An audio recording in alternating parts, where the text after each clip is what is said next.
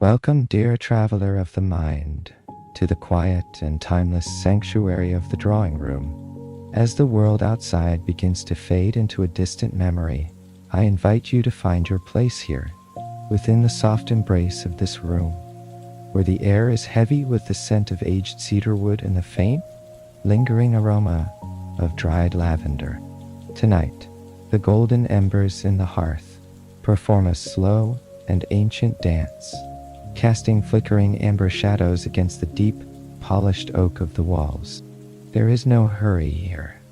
The ticking of the grandfather clock in the hallway provides a steady, rhythmic pulse, a heartbeat, for the house that marks the passage of time without ever rushing it. We find ourselves tonight at a peculiar intersection, a quiet place where the cold, sharp edge of Victorian science meets the long, rhythmic shadows of old-world superstition.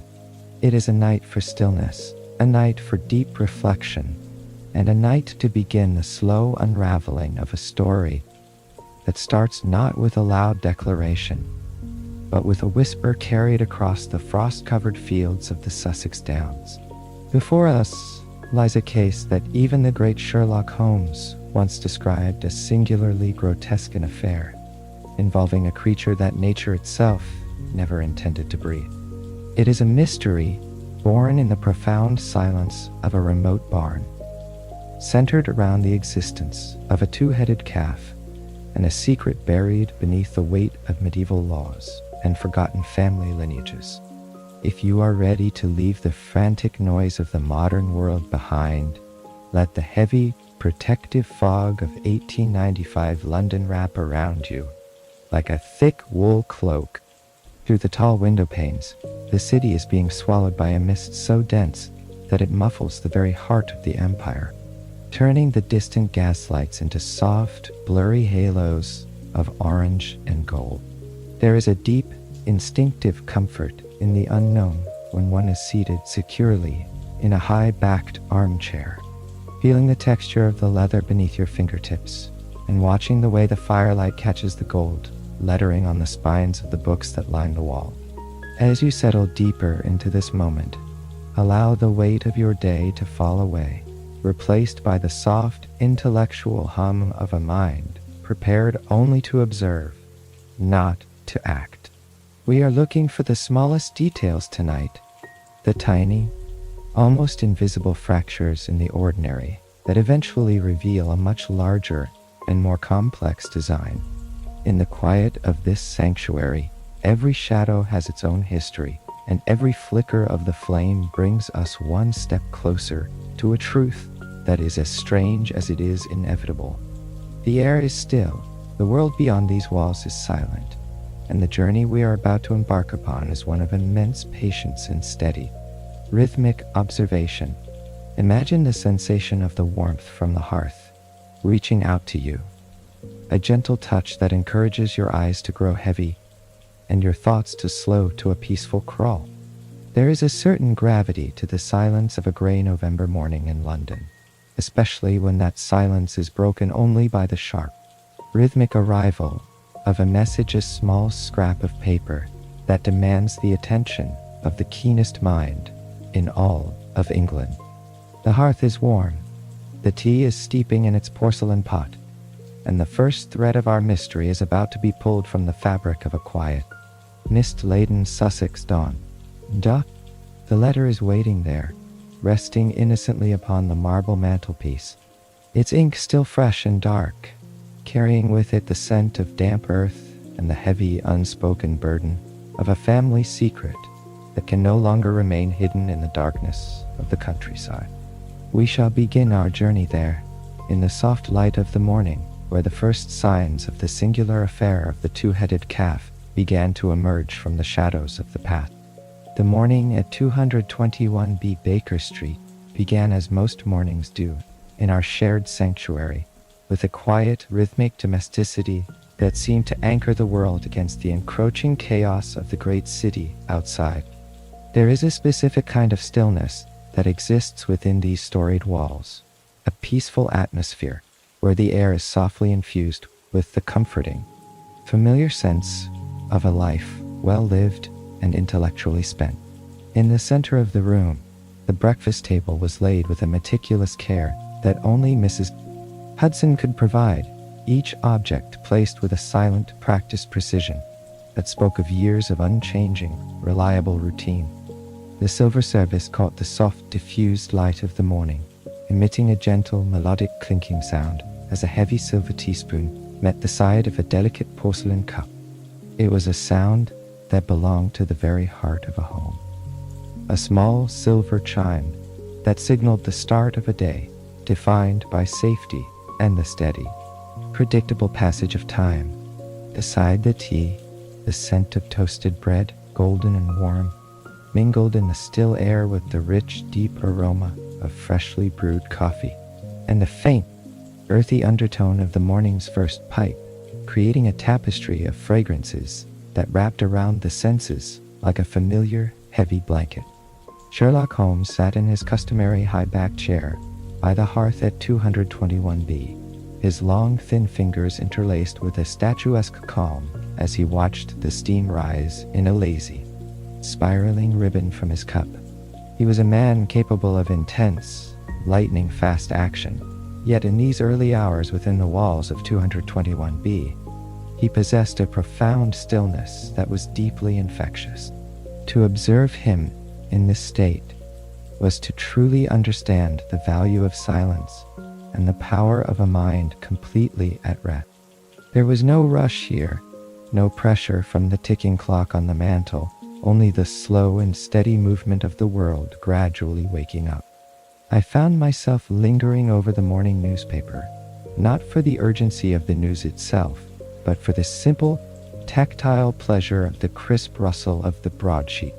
It was a rhythmic sound, a soft punctuation to the quiet morning that grounded me in the present moment. Every deliberate fold of the paper felt like a reminder that, within the comfort of 221B, the only requirement was to exist within the warmth and the peace we had built together over many years of friendship. Beyond the glass of the tall, narrow windows of 221B, the city of London was performing its own slow and ghostly transformation. The fog, a thick and shifting tapestry of pearl gray and charcoal, pressed intimately against the panes, as if seeking entry into our warm cocoon. It was not a hostile mist, but rather a soft, silent visitor that had come to wrap the streets of Baker Street in a heavy velvet embrace, muffling the sounds of the world below. I watched with a quiet fascination as a single droplet of condensation formed at the very top of the glass, swelling slowly and patiently until its own weight compelled it to begin a wandering, leisurely path downward. It carved a clear, shimmering line through the steam, revealing for a fleeting second the ghostly, distorted outline of a hansom cab passing on the cobbles below 221B, its lamps glowing like the soft eyes of some ancient, benevolent creature of the deep. Then, as quickly as it had appeared, the world was swallowed once more by the amber-tinted haze, leaving us isolated in a world of shadow and soft light. The atmosphere within the room was so profoundly tranquil that the sudden, light tapping at the door of 221B felt less like an intrusion and more like a gentle shift in the melody of our morning. Mrs. Hudson entered with her usual grace, her footsteps entirely muffled by the thick, intricate patterns of the Persian rug, carrying a small silver tray that caught the flickering light of the fire. Upon it lay a single telegram, a stark white rectangle that stood out against the polished metal. Holmes did not move immediately to claim it. He allowed the moment to settle, his keen eyes tracking the dust motes that drifted lazily through a stray beam of pale light. When he finally reached for the envelope, the sound of the paper tearing was sharp and clean, a definitive but not jarring break in the silence of 221B. He read the message once, his expression remaining as unreadable as the surface of a frozen lake, before handing the slip of paper across the table to me. The message was brief and economical, yet it carried a weight that seemed to pull at the very fabric of the room's peace, bringing with it the chill of the distant Sussex countryside. It spoke of a tragedy in the heart of the Downs, at a grand and ancient estate known as Blackwood Hall, where the master of the house had been found dead under circumstances that seemed to drift away from the natural order of things. But it was the final sentence that caught the eye. A mention of a calf born upon the estate with 2 heads, identical in every feature, a biological rarity that had met the same sudden end as the squire himself. It was a strange, haunting image, something that sounded more like a dark fable from a bygone century than a report for a modern investigator. A death and a mystery, intertwined in the deep silence of the Sussex Downs, waiting for a logic that could untangle such a complicated knot. Holmes rose from his chair, but his movements were entirely devoid of the frantic energy that often characterized his more urgent cases. Instead, he began to pace the length of the room at 221B with a slow, rhythmic deliberateness that was hypnotic to behold. His leather slippers made almost no sound upon the thick rug, yet I could feel the steady, reliable beat of his stride. It was a lullaby of movement, a back-and-forth rhythm that seemed to help him weave the scattered threads of information into a coherent and silent pattern. Up and down he went, passing from the deep shadows of the bookshelves to the warm, amber glow of the firelight. His head tilted slightly as if listening to a distant music. I watched him, lulled by the absolute consistency of his motion, my own heart rate slowing to match the deliberate tempo of his thoughts. The mystery was calling to us from far beyond Baker Street. But for now, there was only the steady pace of a master preparing his mind for the journey ahead. As the fog outside 221B seemed to deepen and settle, turning from a pale gray to a bruised atmospheric purple, the time for contemplation began to transition into the time for departure. There was a quiet, unspoken efficiency in the way we moved now, a shared understanding of the task at hand. Holmes reached for his long, heavy overcoat of thick wool, the fabric rustling softly as he swung it over his shoulders. I followed his lead, feeling the reassuring weight of my own coat and the familiar, solid shape of my medical bag in my hand. We stood for a final moment by the door of 221B, looking back at the warm, inviting glow of the room we were leaving behind. The fire was still crackling softly in the grate. The tea was still warm in the porcelain pot, and the peace of our home remained unshaken. We stepped out of the apartment, the door closing with a soft, solid thud that echoed gently through the quiet hallway. Ahead of us lay the darkened stairs, and beyond the heavy front door, the great, swirling mystery of the mist was waiting to pull us toward the iron tracks and the long, rhythmic journey that would lead us into the very heart of the Sussex Downs. The heavy iron door of the carriage closed with a solid, deeply reassuring thud, effectively sealing us away from the damp, swirling chaos of the London platform and the distant, muffled echoes of the city. As the steam hissed and billowed against the tall glass window panes, creating a private and secluded world of shifting white lace, the great engine began its slow, rhythmic exhale.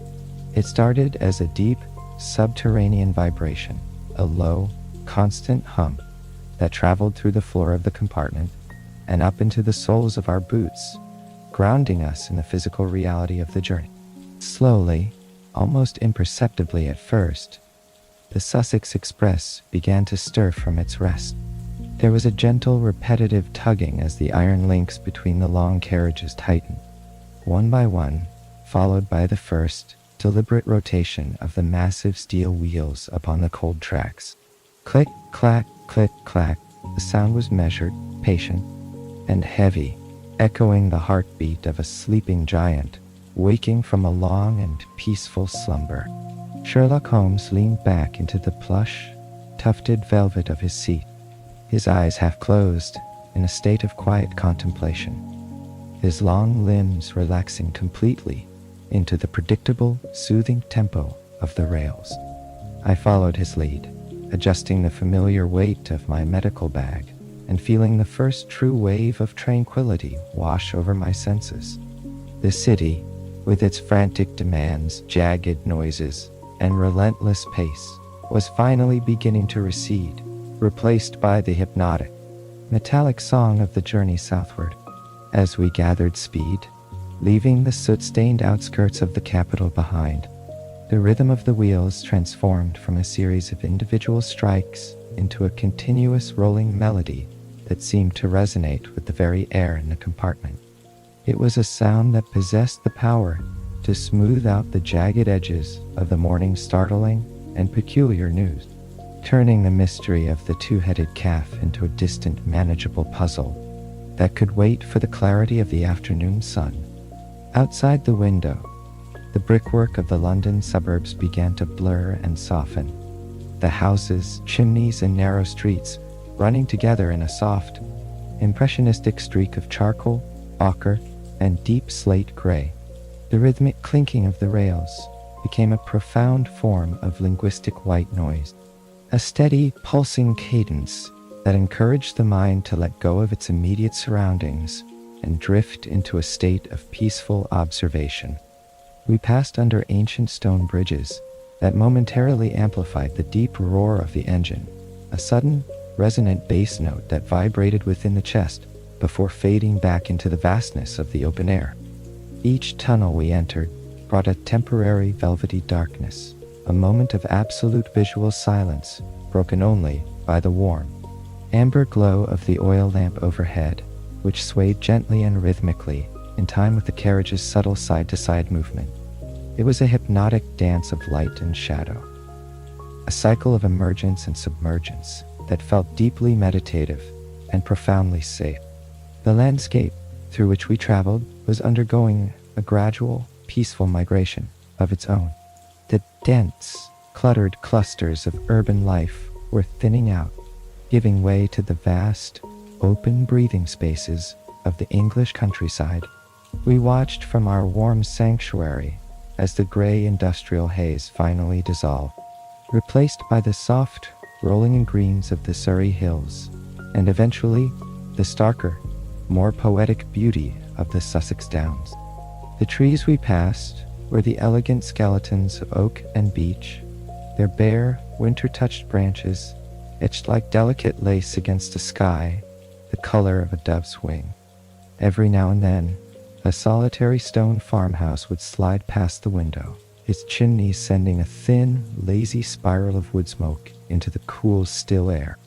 The sight of these quiet, resilient dwellings served as a visual lullaby, a reminder of the enduring, slow-paced life that exists far beyond the reach of the telegraph, the daily newspaper, and the frantic pulse of the hansom cab. The train continued its steady, relentless march toward the coast, the sound of the steam whistle occasionally rising in a long, mournful cry that echoed across the empty, frost-touched fields, only to be swallowed immediately by the vast, quiet expanse of the downs. I found myself drifting into a state of pleasant, heavy lethargy, lulled by the constant, subtle swaying of the carriage and the unchanging song of the engine. The seat beneath me possessed a soft, springy resilience that seemed to absorb every minor irregularity of the track, turning every potential jolt into a minor, rhythmic adjustment of my posture. Holmes remained silent and still, his sharp profile silhouetted against the pale gray light of the window. But his posture was one of absolute and uncharacteristic repose. He was a man who understood instinctively that the mind, much like the body, requires these periods of deep, rhythmic transit to prepare for the intellectual challenges that lay ahead. I reached for the heavy wool travel rug that lay folded neatly on the seat beside me, spreading its thick, coarse texture across my knees. The warmth it provided was immediate and drowsy, a tactile comfort that perfectly complemented the steady, low-frequency thrumming of the engine beneath us. The world outside the glass was cold, damp, and unforgiving a landscape of biting frost and clinging mist. But within our wooden cocoon, the air was still and weighted with the comforting sense of wool, old leather, and the faint metallic tang of the steam. It was a space of absolute safety, a moving sanctuary that carried us through the heart of the morning toward a destination that felt increasingly like a half-remembered dream from another lifetime. As my eyelids grew heavy and my focus began to soften, my thoughts began to wander back to the man who had summoned us to this quiet, forgotten corner of the world. I could see him clearly in the theater of my mind, Sergeant Phelps, a man of solid character and iron nerves whom I had known during my younger days. I remembered him as a man of great stoicism and practical wisdom, yet the words of his telegram had hinted at a profound, unsettling fear, a fear that seemed out of place in his orderly, predictable world of village life and country law. I imagined him now, waiting for our arrival on the wind-swept wooden platform of a silent, isolated country station, his face etched with the grim, weary lines of a mystery that he could neither solve with logic nor ignore with silence. The image of his tall, stolid figure standing alone against the backdrop of the bleak and beautiful Sussex hills was a haunting anchor for my drifting thoughts. He was a man of the earth, a man who understood the natural, cyclical laws of birth and death. And to see such a man shaken by what he called a monstrosity was a testament to the true strangeness of the task that awaited us. The rhythmic clicking of the rails beneath my feet seemed to whisper his name over and over, a constant, repetitive reminder of the duty we were traveling so steadily to fulfill. The train finally began to slow its pace, the frantic, high-speed rolling of the wheels settling back into a series of distinct, heavy, and deliberate thuds. The sound of the engine changed fundamentally, shifting from a powerful roar to a long, tired, and rhythmic sigh, as the brakes were applied with a gentle, consistent pressure. We were no longer flying through the landscape. We were drifting now, the carriage coasting with a quiet, elegant momentum that felt as natural as a leaf falling from a tree. Outside the glass, the bare trees, the dry stone walls, and the damp earth became clear and sharp once more as our speed ebbed away. The small, lonely platform of the station began to slide slowly into view, a solitary stretch of weathered wood and gray stone, surrounded on all sides by the immense, ancient silence of the downs. There was no bustle here, no shouting porters, no clanging bells, and no rushing crowds. There was only the soft, receding hiss of escaping steam and the rhythmic, metallic ticking of the cooling iron as the engine came to rest. The long journey through the mist was coming to its natural end, and as the train groaned to a final rhythmic halt, the profound silence of the countryside rushed in to meet us, heavy with the scent of wet grass, cold earth, and the ancient unspoken secrets of the Sussex soil. We had arrived at the very threshold of the mystery, and as the carriage door was pulled open by a waiting hand, the crisp, biting air of the Sussex morning signaled that the time for rest was over and the time for steady, silent observation had finally begun. Leaving the rhythmic vibrations of the train far behind us, we stepped into a world where time itself seemed to have slowed to a peaceful, heavy crawl. The air of the Sussex Downs was crisp and carried a sharp mineral edge that felt remarkably clean, a stark and refreshing contrast to the heavy, soot-laden atmosphere of London. Our path led us away from the small station and toward a structure that stood like a silent, ancient sentinel against the rolling green horizon, the great barn of Blackwood Hall. As we approached, the vastness of the building became apparent, its ancient flint walls weathered and silvered by centuries of salt winds and winter frosts. Pushing open the heavy wooden door, which moved with a long, low-grained groan of protesting iron and ancient timber, we were greeted by a sudden, profound change in atmosphere. The interior was a vast cathedral of shadows, a space where the golden light of the afternoon seemed to lose its strength and dissolve into a soft, amber-tinted gloom that smelled of history and the earth. The scent was the first thing to settle upon us, a complex, layered aroma that felt like an olfactive history of the land itself. It was the heavy smell of old sun-bleached hay stacked high in the lofts, mingled with the surprisingly sweet, floral ghost of dried lavender that had been hung from the rafters generations ago to ward off the damp. Beneath these lighter notes lay the cold, earthy dampness of the stone walls and the faint coppery tang of the disturbed soil.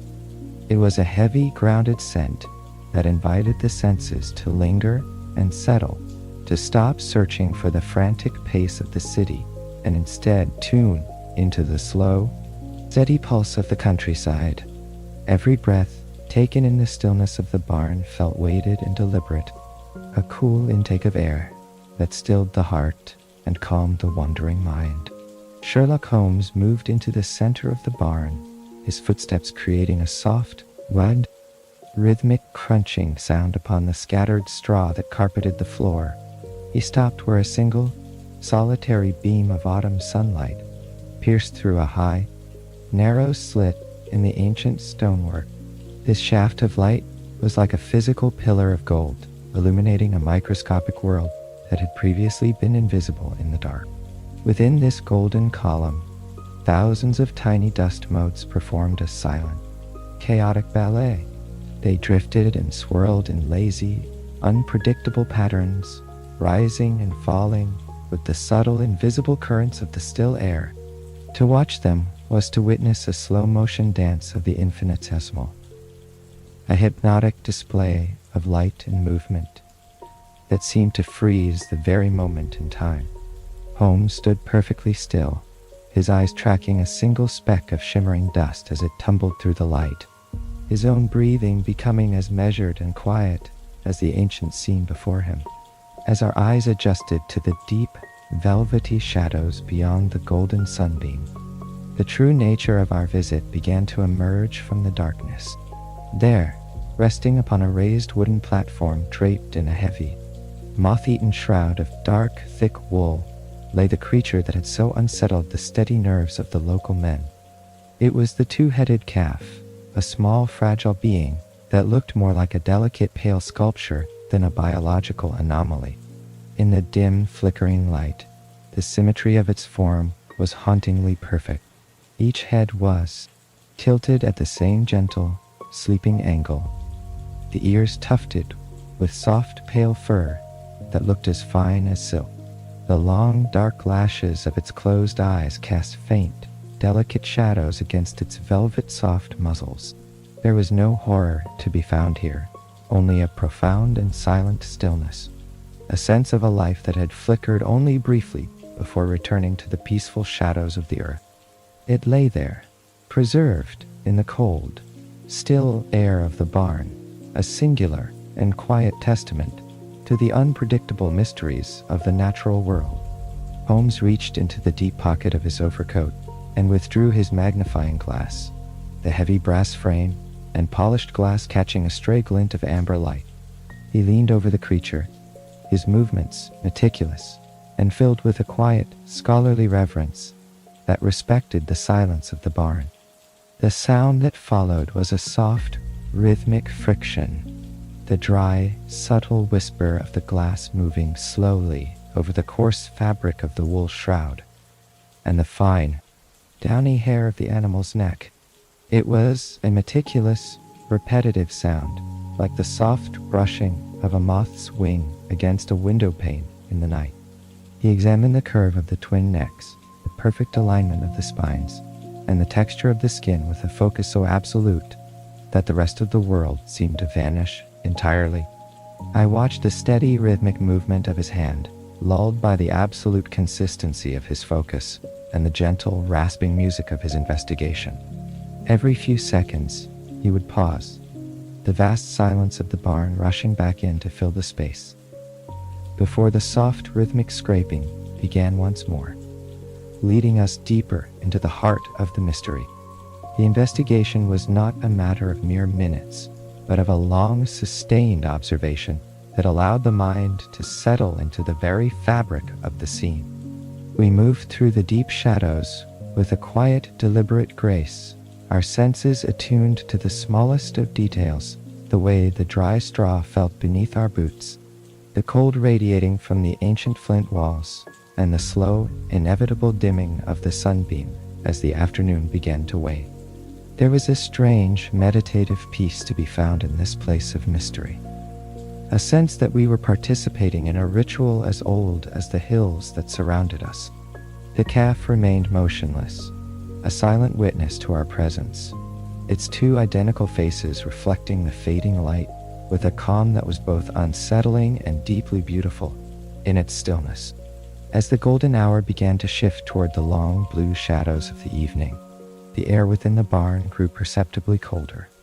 Holmes finally straightened his back, the soft, metallic clicking of his magnifying glass being tucked back into its leather case, signaling the end of this particular chapter of our search. He looked toward the heavy wooden doors, where the world outside was beginning to transition into a landscape of deep violets, indigo, and charcoal grays. The manor house, Blackwood Hall, sat further up the slope, its many windows beginning to glow with the first flickering lights of the evening lamps, looking like a cluster of fallen stars against the dark hillside. It was time to leave the cold sanctuary of the barn and move toward the warm heart of the estate, where the living waited with their heavy secrets and their lingering fears. We stepped back out into the crisp, biting Sussex air, the heavy doors closing behind us with a muffled, resonant throb that seemed to echo through the very ground beneath our feet. The evening shadows were lengthening now, stretching across the frost-touched grass like long, dark fingers reaching for the shelter of the hills. The walk toward the manor was a slow, silent procession, the only sound being the rhythmic, steady crunch of our boots on the gravel path and the distant, lonely call of a tawny owl starting its nightly watch in the woods. Ahead of us, a great house loomed, a fortress of history, tradition, and unspoken burdens. As we moved closer to the glowing windows, the weight of the mystery seemed to settle comfortably upon our shoulders, a quiet burden that we would carry into the warmth of the library and the long, whispered conversations of the night that was now beginning to unfold. The transition from the biting, frost-touched air of the barn to the interior of Blackwood Hall was like stepping into the very heart of a bygone century. As we crossed the threshold, the heavy oak doors closing behind us with a muffled, final thud, the profound silence of the great house enveloped us like a heavy velvet shroud. It was a silence of a different quality than the one we had left behind in the cold damp of the barn.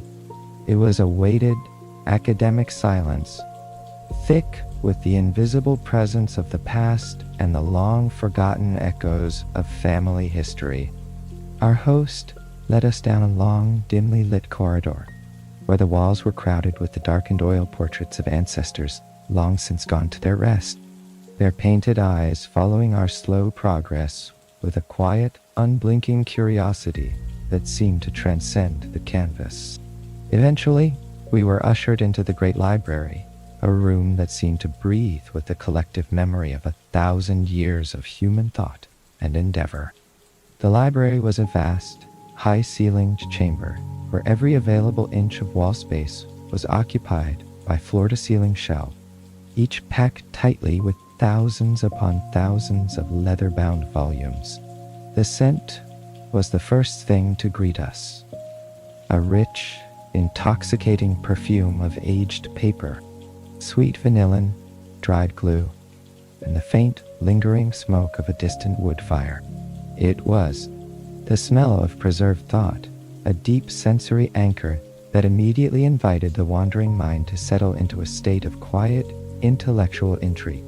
The light in the room was sparse and soft, provided only by a few scattered green-shaded lamps and the dying rhythmic glow of the hearth.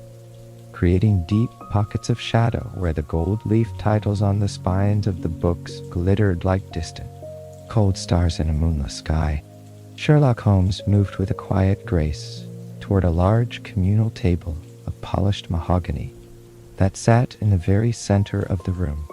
Upon it, illuminated by the steady, flickering flame of a single beeswax candle, lay a document that looked as though it had been pulled from the very roots of English history. It was a medieval scroll, its edges frayed and darkened by the passage of time, the vellum surface possessing a heavy, tactile quality that seemed to hold the cold of the centuries within its fibers. Our host, a man whose family had served the Blackwoods for generations, explained in a low, respectful voice that this was the original charter of the estate, a legal and spiritual foundation upon which the entire lineage rested. Holmes leaned over the ancient document, his magnifying glass once again in hand, though he moved with a newfound slowness, respecting the immense fragility of the ancient skin. The reading of such a text was not a task to be rushed or forced. It required a rhythmic, patient focus that allowed the words to reveal themselves in their own time. The candlelight danced across the dark Latin script, the ink having faded to a soft brownish hue that whispered of the silent monks who had painstakingly penned these words by hand in the quiet of a scriptorium. I watched the way the flame cast long, wavering shadows across the table, the light pulsing in a slow, hypnotic cadence that matched the measured, rhythmic breathing of my companion. There was no tension here in this room of books, only the deep, quiet satisfaction of a mind engaging with a peaceful riddle from the distant past. As Holmes translated the archaic legal phrasing with a steady, low-frequency whisper, a singular and bizarre clause began to emerge from the deep shadows of the text. It was a decree established in the 14th century, a time of deep superstition and a rigid, unyielding social order. The clause stated that the inheritance of the Blackwood lands was not merely a matter of simple bloodlines, but of a divine sign, a biological anomaly that would signal the will of Providence. It dictated that should a monstrous birth occur upon the land, a creature born with features that defied the common, expected mold of nature, it would signal a shift in the lineage, a divine mandate to pass the estate to a specific hidden branch of the family that had long been kept in the shadows of history. It was a strange, ancient link between the bloodlines of men and the unpredictable variations of the natural world. A legal bridge built upon the fragile foundation of a two-headed calf or a five-legged lamb. The realization of the clause's implications hung in the still air of the library, not as a sudden shock, but as a slow-blooming flower of understanding. The strange, silent creature we had seen in the cold barn was not merely a freak of nature. It was a legal key, a living instrument of a medieval law that still held a ghostly sway over this modern estate. Holmes picked up a quill pen, its long white feather catching the amber light, and began to make meticulous notes on a fresh sheet of parchment. The sound was incredibly soothing, the soft rhythmic scratch of the nib moving across the textured surface, a dry and steady music that seemed to harmonize perfectly with the slow ticking of the clock.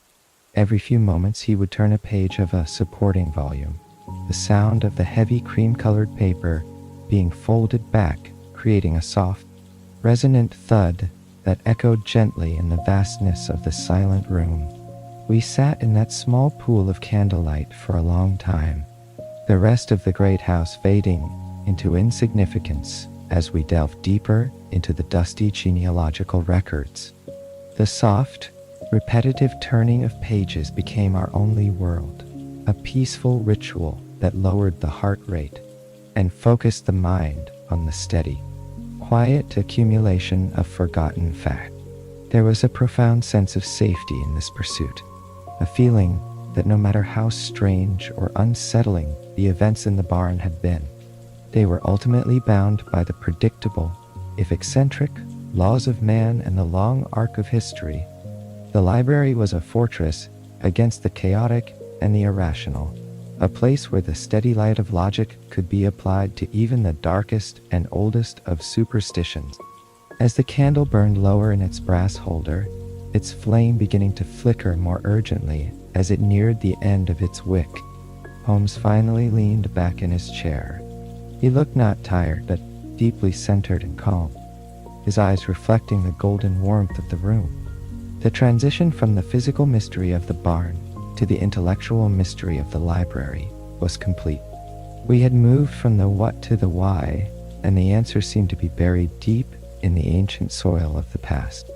The shadows in the far corners of the library seemed to lean in closer, as if the books themselves were listening to the silent conclusions being formed in our small thimble of light.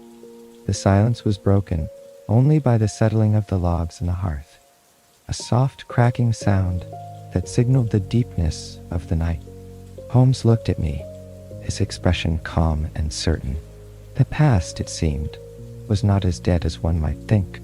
It was a living force, repeating its patterns in the present through the ambition and the hidden greed of living men.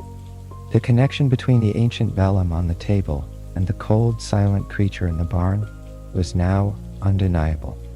It was a bridge made of ink, parchment, and blood, and we were the only ones who could see its true, underlying structure. With a slow and deliberate movement, Holmes rose from the table, the long shadows lengthening behind him as he moved away from the dying candle. The time for reading and reflection was over, and the time for connecting these ancient whispers to the modern world had begun. As we prepared to retire for the night to our respective quarters, the weight of the library's ancient knowledge stayed with us, a quiet and comforting burden. The manor house was silent. The downs outside were buried in a thick, protective mist, and as we walked toward the guest wing, the rhythmic echoes of our footsteps on the cold stone floors seemed to whisper of the secrets we had uncovered, secrets that were as old as the stone itself and as persistent as the grass on the hills. The past was repeating its cycle, and tomorrow we would find the living hand that was pulling the strings of this ancient play. To delve further into the obscure origins of the creature, our investigation led us away from the stately, weighted silence of Blackwood Hall and toward the forgotten edge of a nearby market town, where a small traveling circus had struck its colorful, weather-beaten tents against the cooling earth. The transition was a slow, rhythmic journey by carriage, the wheels turning with a steady, hypnotic rotation upon the damp Sussex soil. As we arrived, the evening had begun to settle deeply, casting a long, violet and indigo light over the sprawling encampment. The first thing that reached our senses was not a sight, but a profound and repetitive sound, the heavy rhythmic flapping of vast canvas sheets in the rising night wind. It was a low, resonant sound, like the steady beating of great, leathery wings in a dream, creating a sonic loop that seemed to breathe in perfect unison with the very air of the downs. The tents, once vibrant with primary colors, were now muted and silvered by the encroaching mist, standing like giant, hollow bells in the deepening twilight, swaying almost imperceptibly as the world around them grew still. We moved through the quiet periphery of the camp, our footsteps muffled by the thick, cushioning layer of wood shavings and damp sawdust that carpeted the ground. There was a profound sense of melancholy here, a feeling of a world that existed only in the peripheral vision of society, repeating its cycles of arrival and departure without end. The circus was quiet, the performers resting before the night's display, leaving the narrow lanes between the painted wagons to the long shadows and the persistent wind. We were searching for a specific wagon, one that bore the faded, peeling gold lettering of a merchant of curiosities. As we found it, the air became heavy and still, thick with the scent of old wood, chemical preservatives, and the faint, sweet musk of exotic animals kept in the dark.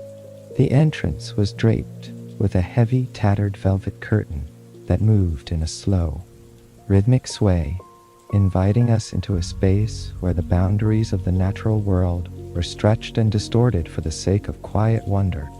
Inside, the wagon was a cramped, fascinating cathedral of the bizarre.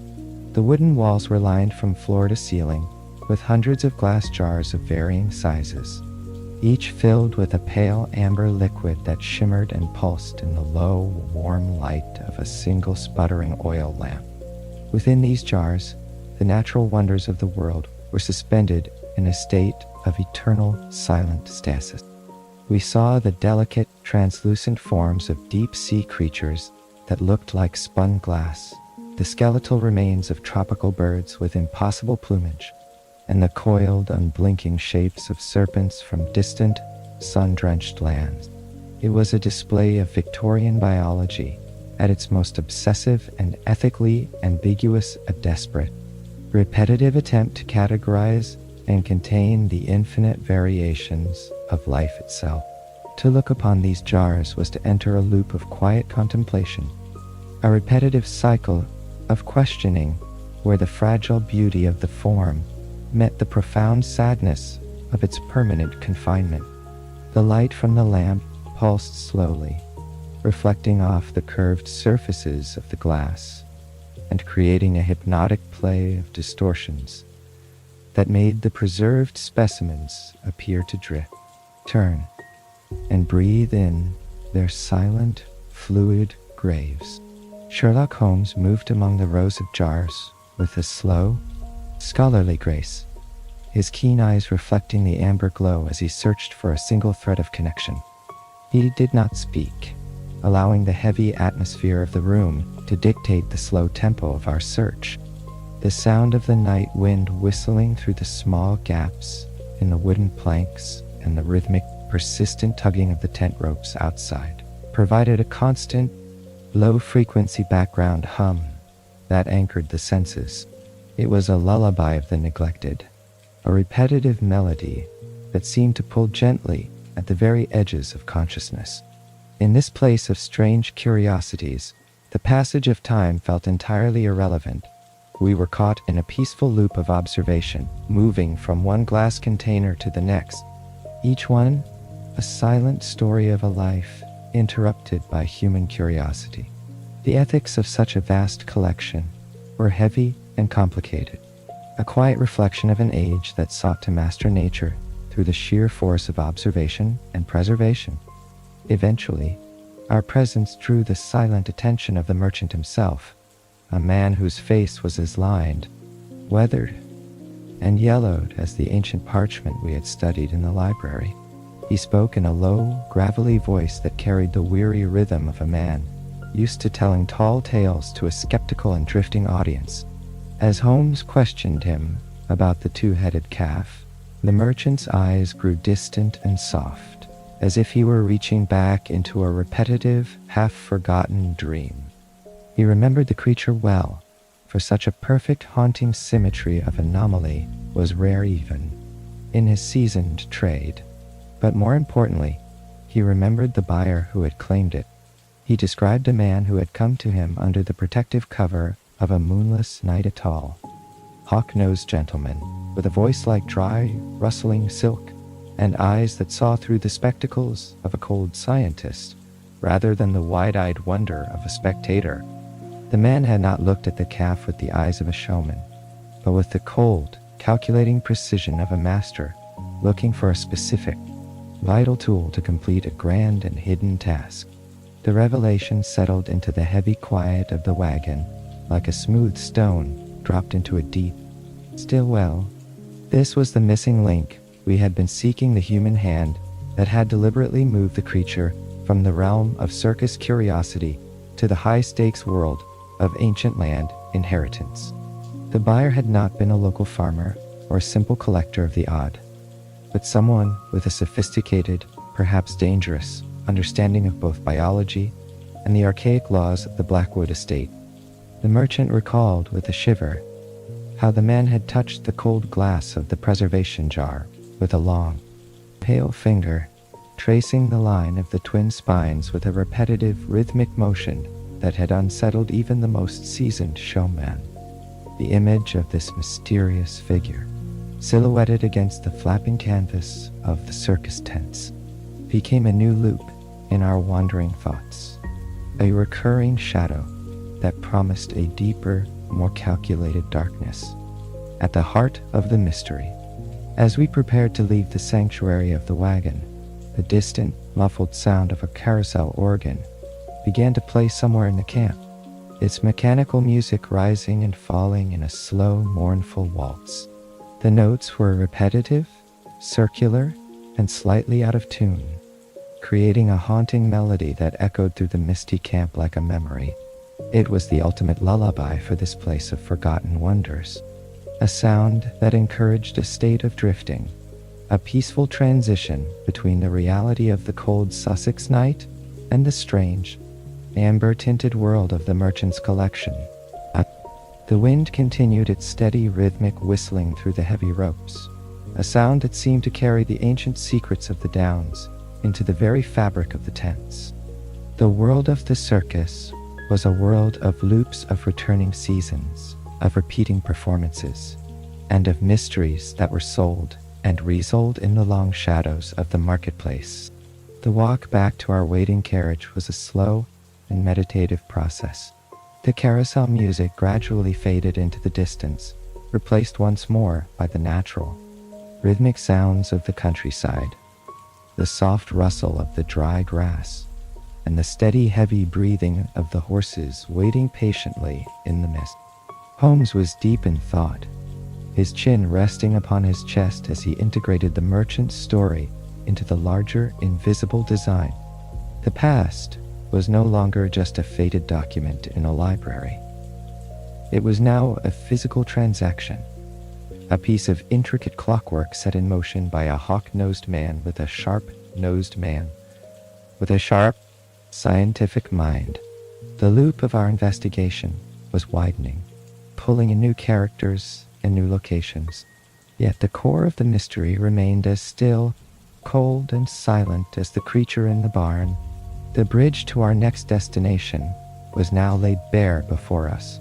We were no longer tracking a ghost or a legend, but a living, breathing antagonist who moved with purpose. The merchant had provided a clear direction, a secluded manor house hidden on the far, shadowed side of the valley, which served as a private laboratory for a man obsessed with the boundaries of life and the mechanics of power. As the carriage began to move once more, the rhythmic, steady turning of the wooden wheels acting as a final, grounding pulse, we turned our gaze toward the dark, jagged silhouette of the hills. The transition was soft, quiet, and inevitable. We were moving out of the world of public wonder and into the world of private obsession, tracking the mysterious buyer to the very place where science was being used to forge a new, artificial, and dangerous history. The night was deep, the air was perfectly still, and the path ahead was laid out in the long, rhythmic shadows of the moonlit downs.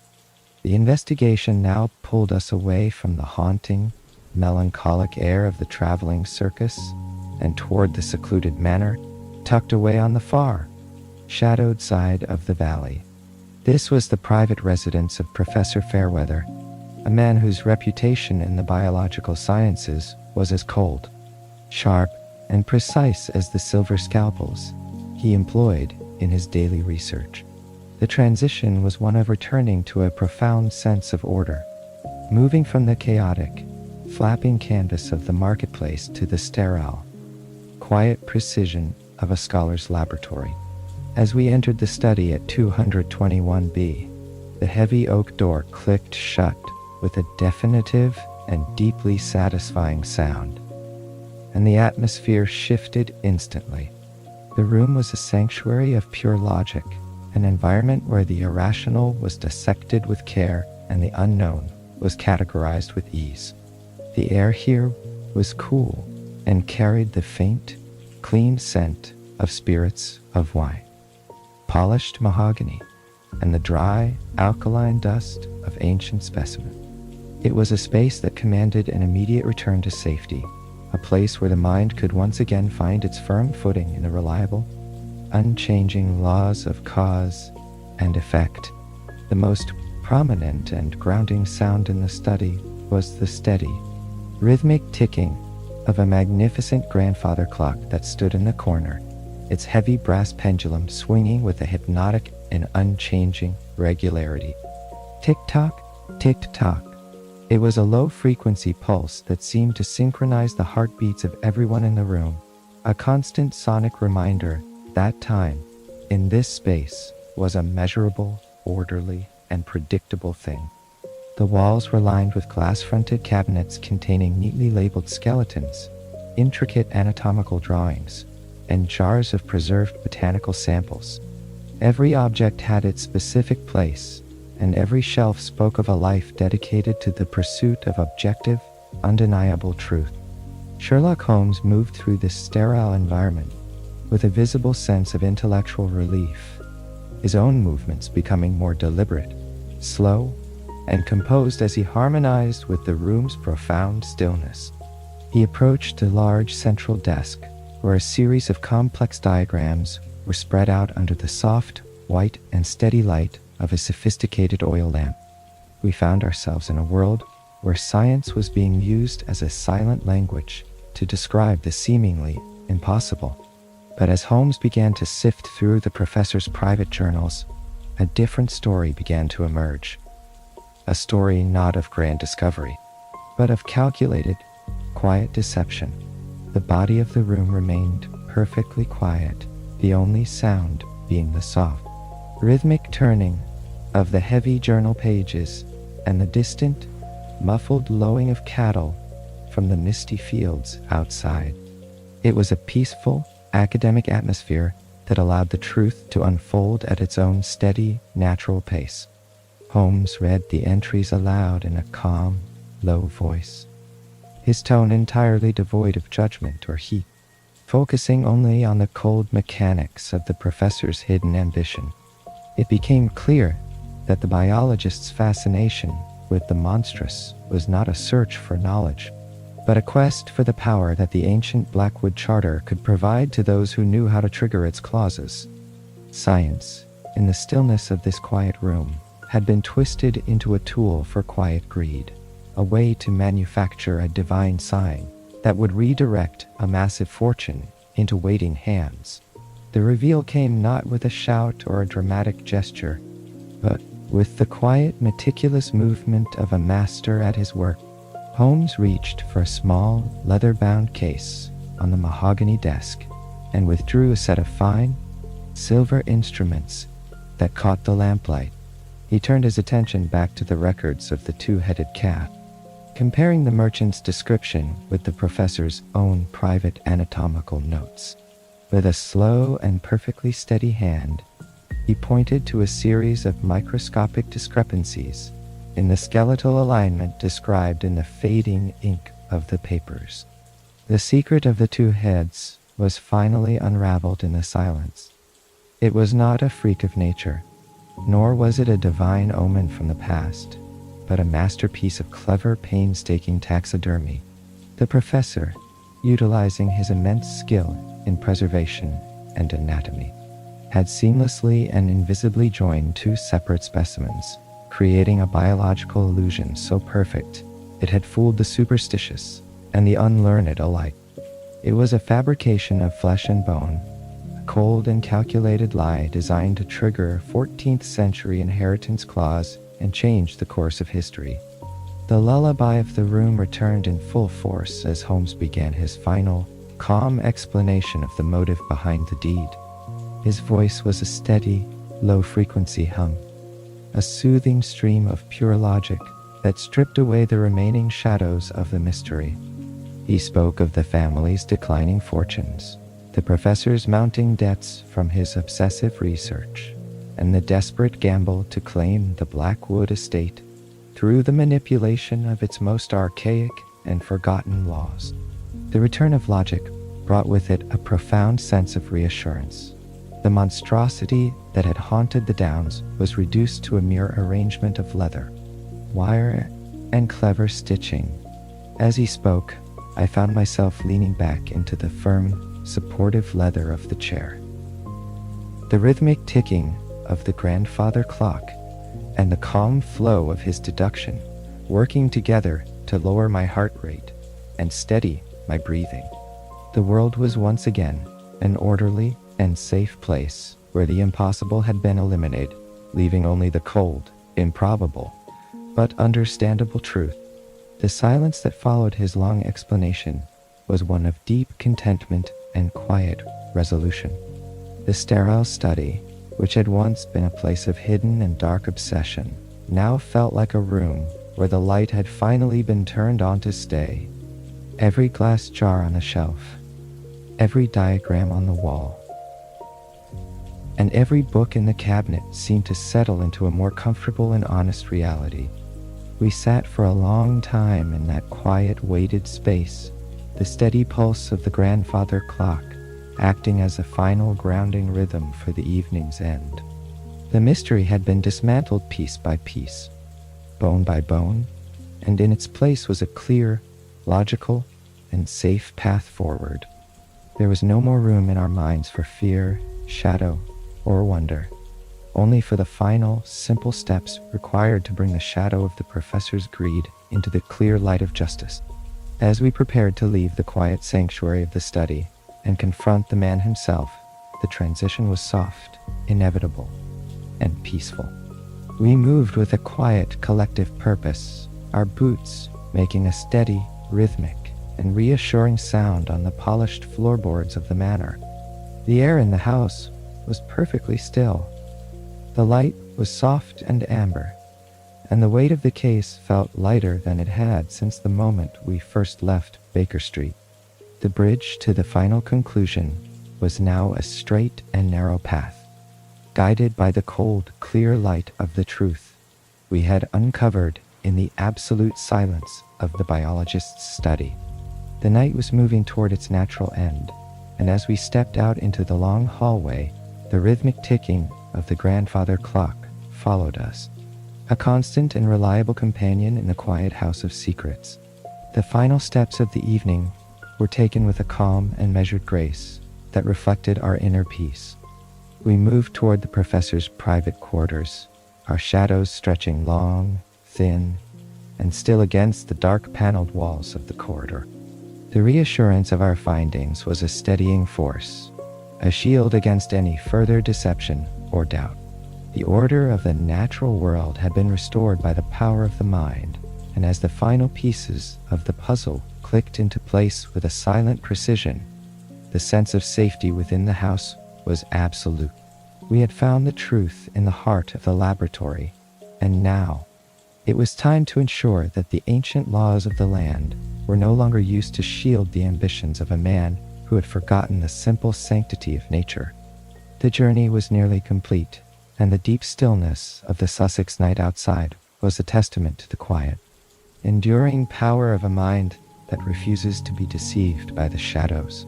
Every breath was now easy, every thought was now clear, and the rhythm of the house was the rhythm of justice finally being served in the silence. The long and intricate investigation finally reached its natural, quiet conclusion as the sun began its slow, majestic, and inevitable descent over the vast Sussex Downs, painting the rolling green hills in deep, fading shades of violet, indigo, and soft, ethereal charcoal. The transition was one of profound and total resolution, a gradual, rhythmic letting go of the day's intellectual burdens, as the natural world reclaimed its ancient, peaceful dominion over the cooling landscape.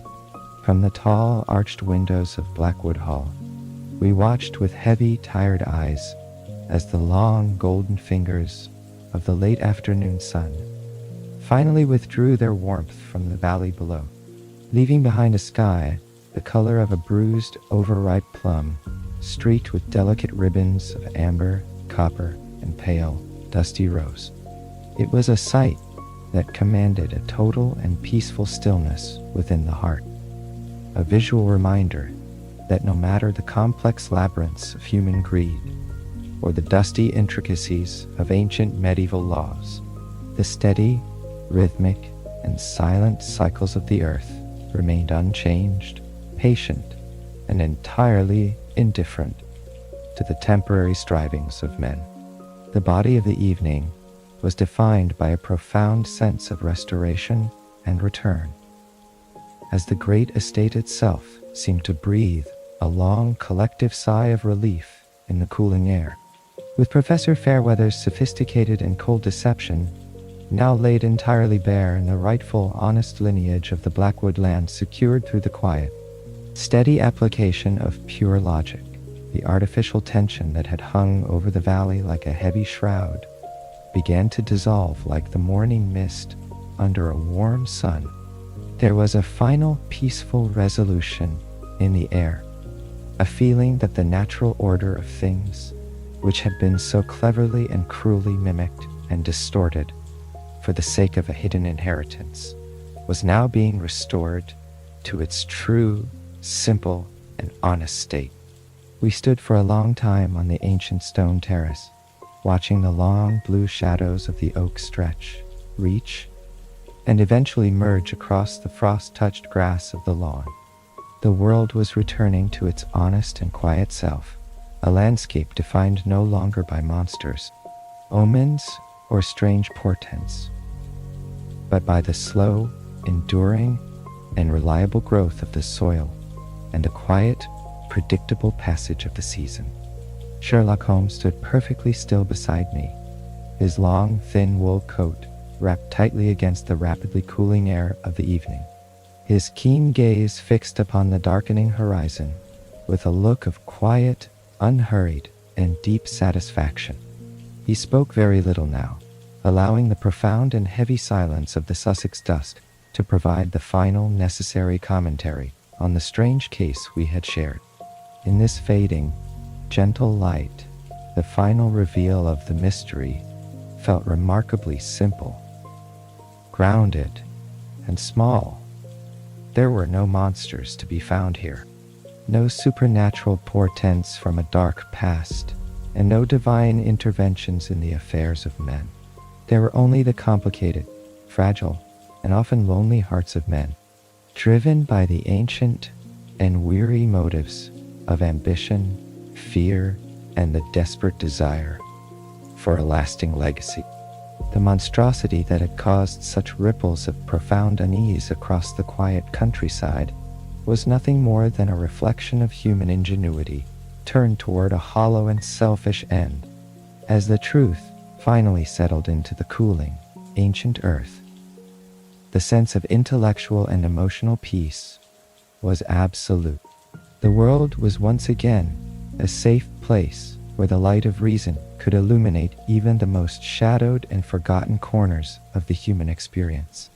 The lullaby of the Sussex night began to rise softly from the darkening fields, a repetitive and rhythmic music that encouraged the wandering mind to drift toward a state of total and blissful repose. In the far distance, the lonely, melodic, and hollow call of a tawny owl echoed through the deep woods, a haunting and familiar sound that seemed to punctuate the growing, heavy stillness of the night. The air of the countryside was growing perceptibly colder with every passing minute, carrying the clean, sharp, and honest scent of damp earth, fallen leaves, and the faint, sweet smell of distant wood smoke. A fragrance that felt heavy, comforting, and deeply grounding. We listened to the subtle, rhythmic, and constant rustle of the dry grass in the gentle evening breeze, a sound like a long, shared, and ancient whisper that traveled from the top of the downs to the very edge of the quiet station. Every breath was a cool, steady, and deep intake of the night air, slowing the pulse, relaxing the body, and quieting the final, lingering thoughts of the long investigation. The day's long journey was finally coming to its natural close, and the wide world was inviting us to join in its deep, rhythmic, and restorative slumber. Our walk back to the small isolated country station was a slow, meditative, and silent procession under the brilliant silver light of a rising winter moon. The gravel path crunched softly, rhythmically, and predictably beneath our boots, a steady and reliable beat that matched the calm, unhurried, and peaceful pace of our wandering thoughts. The moonlight turned the entire landscape into a soft study of silver, ash, and deep shadow. The dry stone walls, and the bare, elegant trees, looking like ancient, silent monuments to the slow passage of time itself. There was no need for any further conversation now. The case was entirely closed, the logic was perfectly sound, and the path ahead was clear, certain, and safe.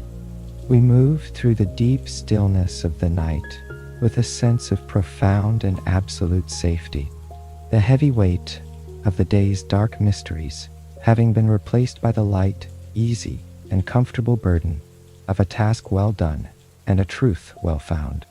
The bridge back to our everyday lives in the city was this quiet, moonlit walk, a peaceful transition from the world of dark secrets to the world of well-earned and deep rest.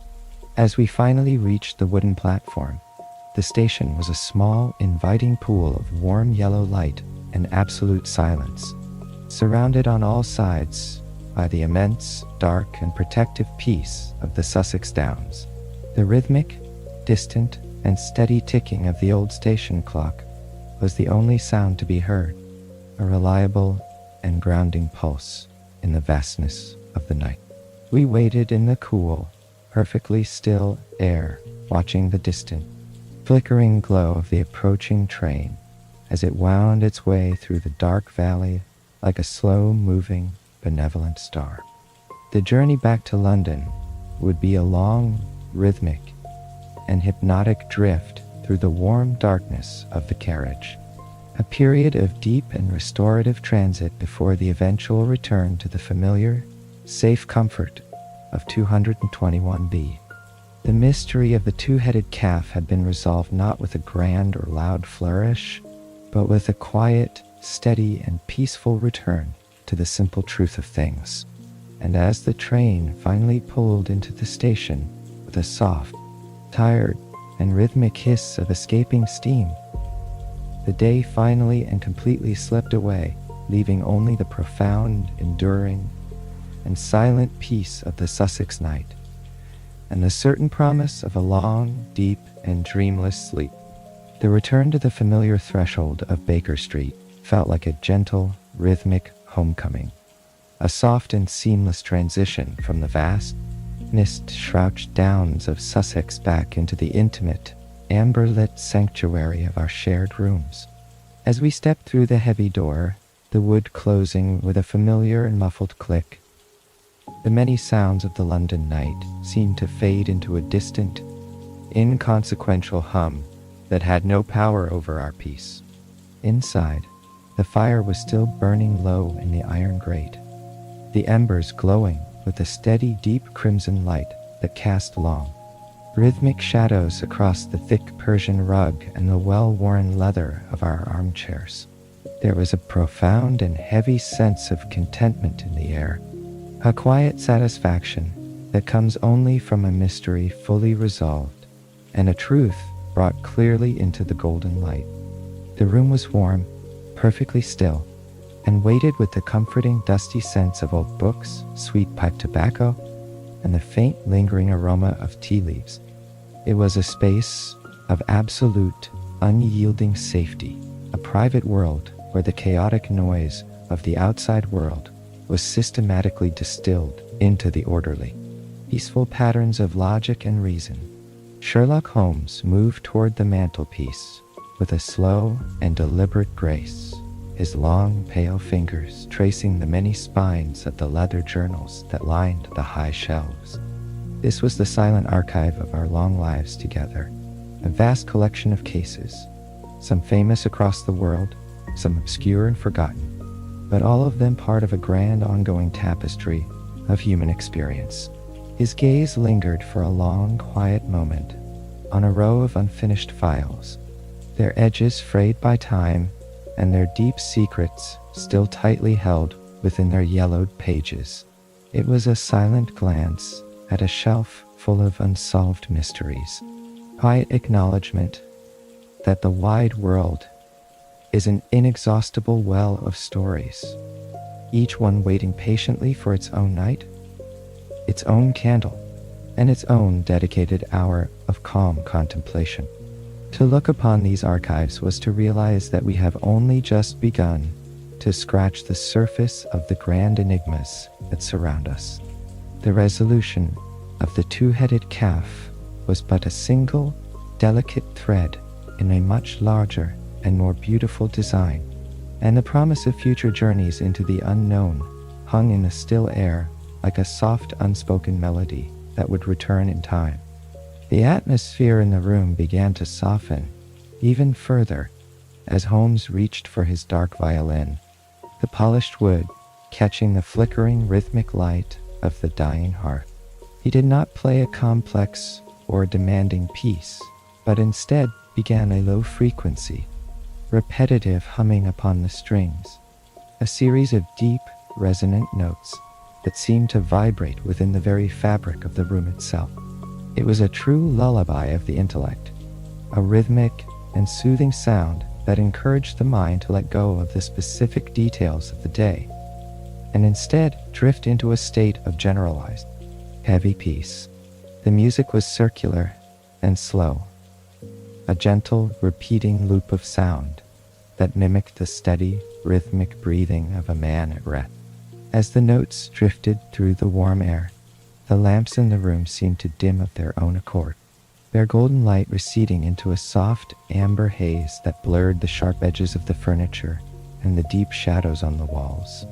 The world was shrinking down to the single safe point of light and sound, a sanctuary where the only requirement was to exist within the warmth of the present moment and the promise of more stories to come when the sun goes down again.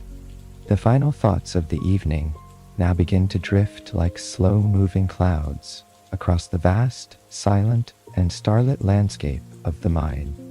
The pursuit of justice, the intricate unraveling of the deception, and the total restoration of natural order all seem to settle into a much broader and more profound perspective. In the deep, absolute stillness of the night, the immediate concerns of men feel remarkably small and inconsequential when measured against the immense, unchanging vastness of the universe. We are but temporary, peaceful observers in a world defined by ancient rhythms and infinite stars, and there is a great, liberating peace to be found in surrendering entirely to that realization. The case is closed, the truth is secure, and now the only duty that remains is the total and absolute surrender to the restorative power of the night. The shadows in the room are now deep, velvety, and protective, a soft layer of darkness that invites the senses to close and the spirit to rest in the silence. A guided focus now takes hold, a slow and rhythmic attention to the simple, essential, and ancient act of breathing. Every intake of air is a cool, steady, and peaceful expansion of the chest, followed by a long, slow, and completely effortless release that carries away the final, lingering remnants of the day's busy energy. With every breath, the body feels increasingly heavy, as if it were sinking deeply and comfortably into the soft, supportive embrace of the bed beneath.